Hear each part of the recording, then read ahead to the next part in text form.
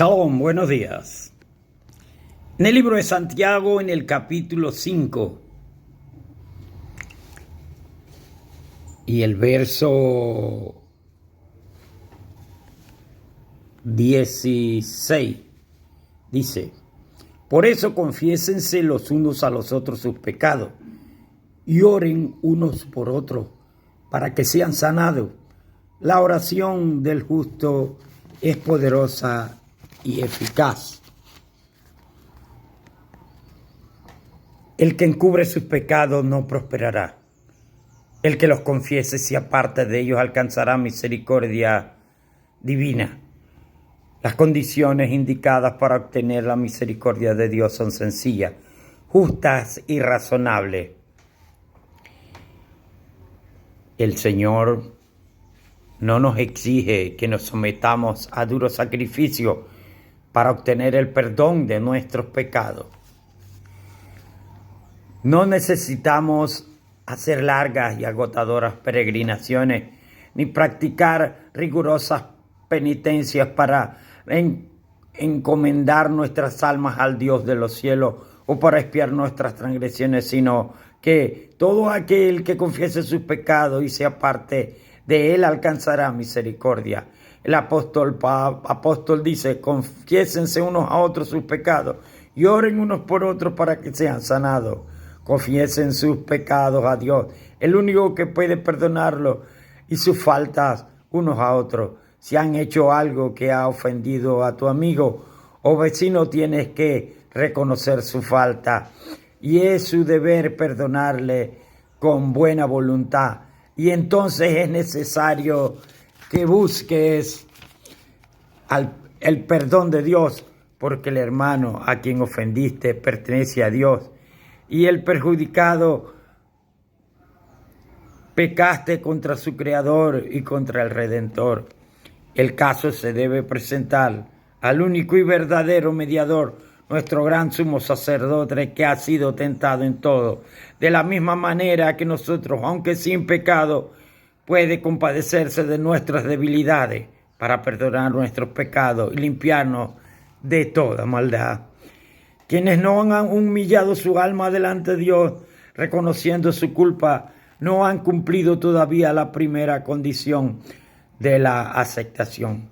Si no hemos experimentado ese arrepentimiento para salvación, de lo cual no hay arrepentimiento, sino que hemos confesado nuestros pecados con verdadera humillación del alma y quebrantamiento del espíritu, aborreciendo nuestra iniquidad, en realidad nunca hemos buscado el perdón de nuestros pecados. Y si no lo hemos buscado, tampoco encontraremos la paz divina. La única razón por la cual no obtenemos la remisión de nuestros pecados pasados es que no estamos dispuestos a humillar nuestro corazón ni a cumplir las condiciones que indica la palabra de verdad. Se nos dan instrucciones explícitas en cuanto a este asunto. La confesión de nuestros pecados, ya sea pública o privada, tiene que ser de corazón y voluntaria. No debe ser impuesta al pecador. No ha de hacerse de un modo ligero y descuidado, o exigirse de quienes no tienen comprensión real del carácter aborrecible del pecado. La confesión que brota de lo último del alma sube al Dios de infinita piedad. El salmista nos dice: el Señor está cerca para salvar a los que tienen el corazón hecho pedazos y han perdido la esperanza.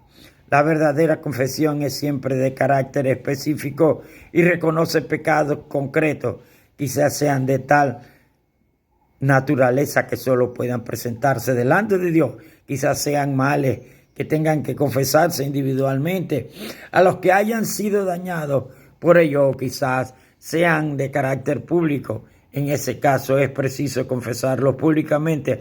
Ahora bien, toda la confesión debe ser concreta y directa para reconocer en forma definida los pecados de los que sean culpables. La confesión no resulta aceptable para Dios si no va acompañada de sincero arrepentimiento y de propósito y encomienda. tiene que haber un cambio positivo. Es necesario abandonar todo lo que ofenda a Dios. Este es el resultado de una verdadera tristeza por el pecado y se nos presenta claramente lo que tenemos que hacer por nuestra parte. Levante, límpiese, apártese de mi vista sus obras malvadas.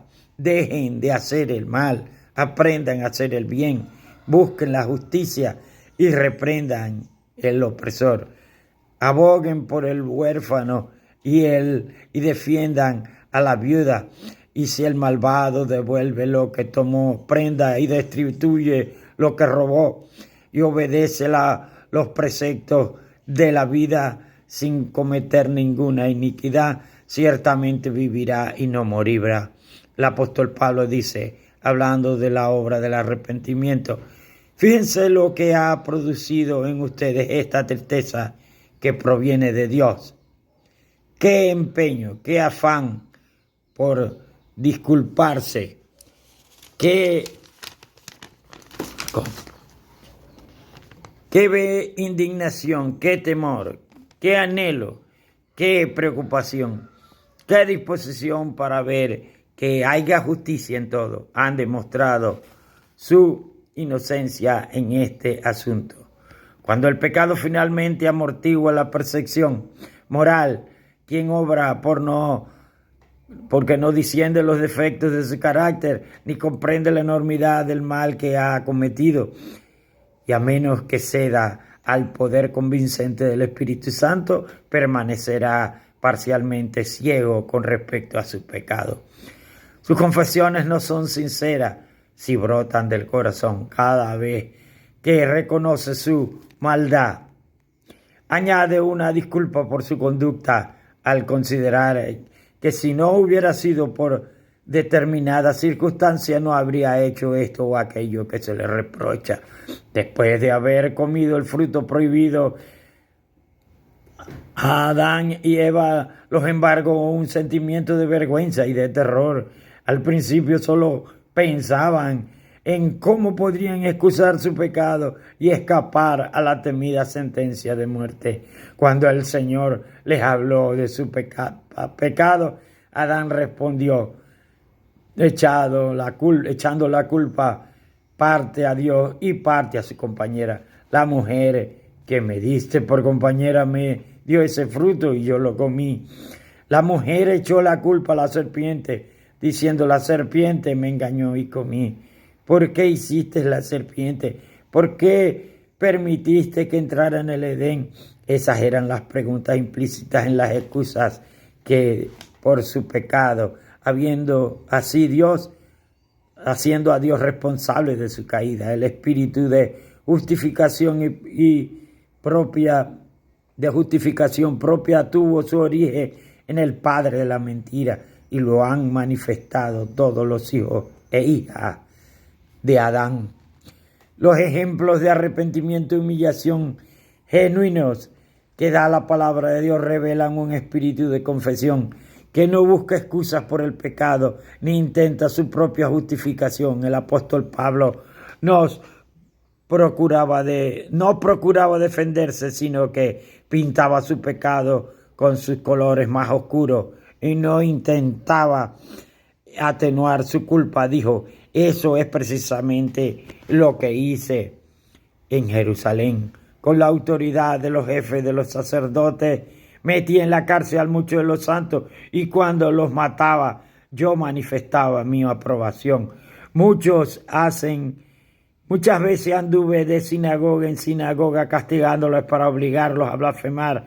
Mi obsesión contra ellos me llevaba al extremo de perseguirlos e incluso en cuidado del extranjero. Sin vacilar, declaró, Cristo Jesús vino al mundo a salvar a los pecadores, de los cuales yo soy el primero. Tenemos que confesar nuestros pecados y decir la verdad. Somos malos, somos pecadores. Cometemos muchos errores y fallamos mucho. Esa es la verdad. Y Dios nos salvará. En el nombre de Jesús. Amén y amén.